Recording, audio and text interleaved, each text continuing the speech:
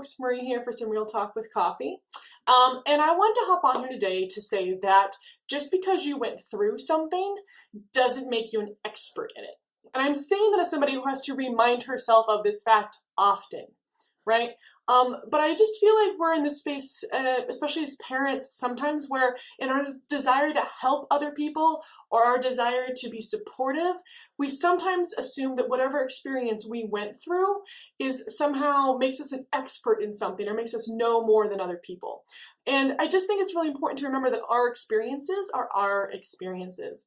And I was thinking about this super keenly. I have a really dear friend who's pregnant, and she was going through some stuff in terms of having to go in and get checked daily for some ultrasound stuff. And it just was a reminder to me that, you know, as much as I'd been talking to her and she'd been asking about like my experience giving birth and my experience with my children, I was starting to feel like I had this level of expertise and like I was, you know, I was the knowledgeable one, which is kind of a nice feeling.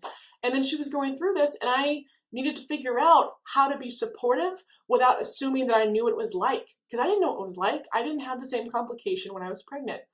And so I just think it's a nice time for all of us to maybe pause and check in and remember that whatever we went through, we are an expert in terms of our experience.